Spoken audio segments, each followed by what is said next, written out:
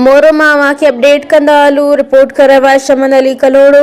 मोरो भरिसां वाक़े बुज़ुर्ग हस्ती साहिब नज़र दरवेश हज़रत हाजी मोहम्मद दीन कुरैशी अल मारूफ सरकार साईं जी 14 सालियानी उर्स मुबारक जूं रौनकूं अक़ीदत ऐं एहतराम सां मल्हायूं वयूं।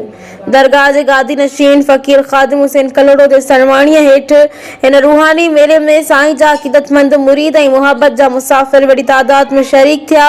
उर्स जी शाम दरगाह जा आस्थाना नूरानी ॾींहनि सूफ़ी रंगनि ऐं अक़ीदत जी ख़ुशबूअ सां महकंदा रहिया, जिते नात ख़्वानी ऐं राग रंग जी महफ़िल राति देर ताईं जारी रही।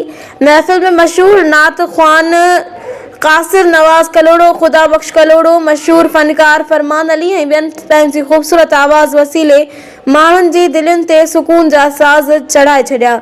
हर नात, हर सुर ऐं हर धुन में सरकार साईं जी मुहबत ऐं रूहानियत जो अणखुट रंग समायल हो। गादी नशीन फ़कीर ख़ादिम हुसैन कलोड़ो ख़िताब करे चयो त सरकार साईं जी दरगाह मुहबत, रवादारी ऐं अमन जो पैगाम ॾींदी आहे।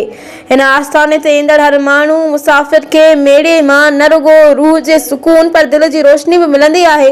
राति भर जारी रहंदड़ सूफ़ी महफ़िलुनि खां पोइ सुबुह सवेर ज़ियारतुनि जी सआदत हासिल कई वई, जॾहिं न्याज़ ऐं लंगर जूं देगूं चढ़ियूं, जिन मां वॾी तादाद में ईंदड़ महिमाननि, ज़ाइरीन ऐं दरगाह वारनि खे न्याज़ विरहायो वियो।